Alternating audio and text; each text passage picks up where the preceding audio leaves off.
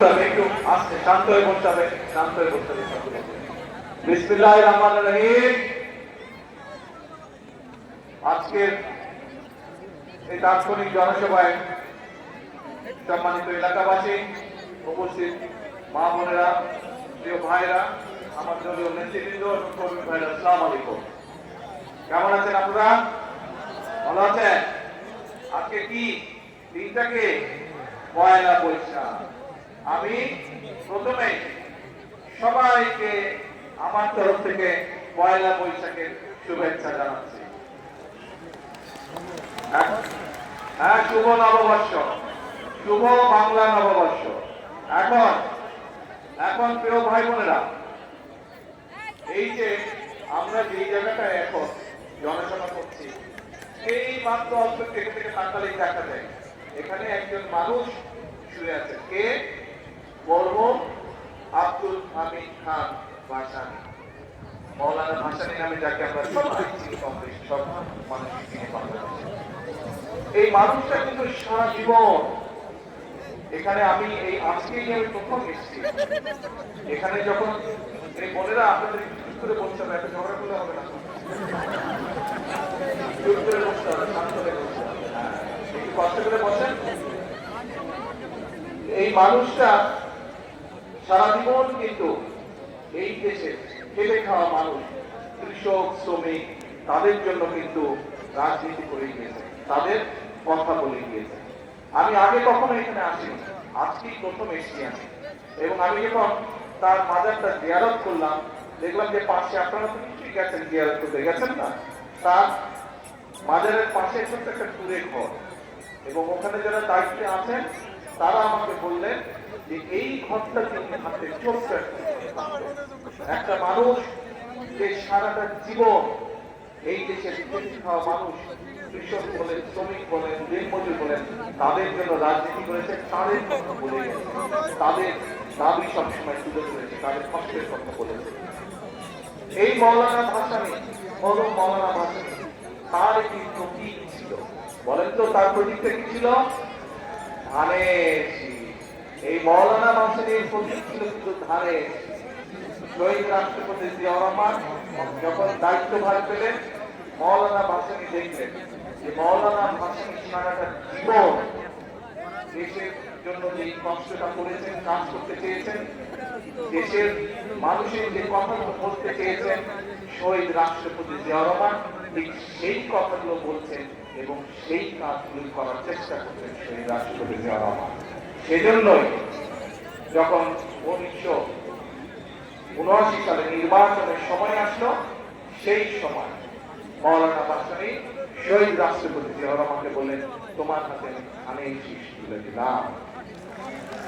প্রিয় ভাই বোনেরা, সেই সেদিন থেকে মৌলানা ভাসানী সেই ধানের শীষ বাংলাদেশ জাতীয়তাবাদী দল তথা বিএনপি, শহীদ জিয়া, শহীদ জিয়ার পরে খালেদা জিয়া, খালেদা জিয়ার পরে আপনারা যারা বিএনপি নেতা কর্মী, সেই ধানের শীষকে জনগণের মাঝে নিয়ে গিয়েছে, ধানের শীষকে জনগণের মাঝে পরিচিত করেছে, ধানের শীষকে জনগণের মাঝে জনপ্রিয় করেছে। এবং তার প্রমাণ এই যে মাত্র 2 মাস 4 মাস আগে যে একটা নির্বাচন হয়ে গেল, এই নির্বাচনে সমগ্র বাংলাদেশে সবচেয়ে বেশি ভোট পেয়েছে সেই ধানের শীষ।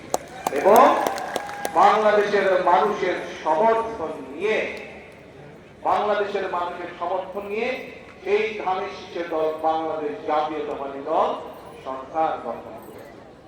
প্রিয় ভাই বোনেরা, নির্বাচনের আগে আমরা কিন্তু দেশের মানুষের কাছে অনেকগুলো কথা বলেছিলাম।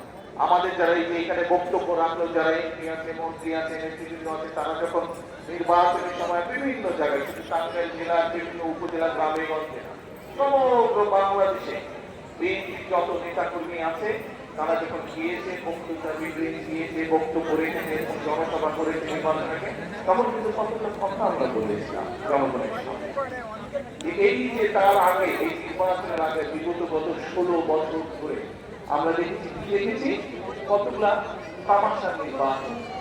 একবার দেখলাম 2014 সালে ভোটার নির্বাচন, একবার দেখলাম 2018 সালে নিশিরাতের নির্বাচন হলো, আবার দেখলাম 2024 সালে আমি নির্বাচন, এই একটা নির্বাচন আপনারা ভোট দিতে পেরেছিলেন? এই যে গত 15-16 বছর নির্বাচন হয়েছে, তিনটা নির্বাচনের নামে যে প্রয়োজন হয়েছে, আপনারা কেউ ভোট দিতে পেরেছিলেন? ভোট কেউ এই দেশের মানুষ ভোট দিতে পারে। আমরা কি দেখলাম সেই 14-15 বছর? এই যে আমি এখন যেখানেই যাচ্ছি, এই যেখানে রিক্সায় পড়লো, এই বিশ্ববিদ্যালয়ের এই কাজগুলো করতে হবে, আপনারা বলছেন হল করতে হবে, অডিটোরিয়াম করতে হবে। বিভিন্ন জায়গায় যখন যাচ্ছি নির্বাচনের সময়, যখন আমি বিভিন্ন জায়গায় গিয়েছি, বলে হাসপাতাল করতে হবে, স্কুল করতে হবে, কলেজ করতে হবে, রাস্তা ঠিক করতে হবে, ব্রিজ কালভার্ট ঠিক করতে হবে। তবে হলোটা কি 16-17 বছর? এই যে যারা ক্ষমতা ছিল, হলোটা কি? শুধুই কি আমিরামের নির্বাচন হলো? শুধুই কি ঋষিরাজের নির্বাচন হলো? শুধুই কি ভোটার নির্বাচন হলো? তাই বোঝা হয়েছে। কারণ যদি নির্বাহী হতো, এলাকার কাজের ওপরে তো মানসিক দাবি আমরা দিত না, দিত না। এখন 12 তারিখে নির্বাচন হলো, তার আগে আমরা কি দেখলাম? 2024 সালে ধীরে ধীরে মানুষ রাজপথে নেমে আসে। রাজপথে নেমে এসে ওই যে যারা 5ই আগস্ট পালিয়ে গেছে এই দেশ ছেড়ে, তাদের বিরুদ্ধে বাংলাদেশের মানুষ প্রতিবাদ করেছিল। কারণ বাংলাদেশের মানুষকে ভোট দিতে দেওয়া হয়নি গত 1 যুগের বেশি সময় ধরে। বাংলাদেশের মানুষকে কথা বলতে দেওয়া হয়নি 1 যুগের বেশি সময় ধরে। বাংলাদেশের মানুষের চিকিৎসার ব্যবস্থা ঠিকভাবে করা হয়নি 1 যুগের বেশি সময় ধরে। বাংলাদেশের মানুষের সন্তানদের লেখাপড়ার জন্য স্কুল কলেজগুলো ঠিকভাবে ঠিক করা হয়। বাংলাদেশের উপজেলা পর্যায়ে ধরে হাসপাতালগুলোতে ডাক্তার নাই, ওষুধ নাই, এই অবস্থা চলছিল অরাজকতা। এবং শুধু এইগুলো না, এইগুলোর পাশাপাশি দেখলাম যারাই তাদের এইসব অন্যায়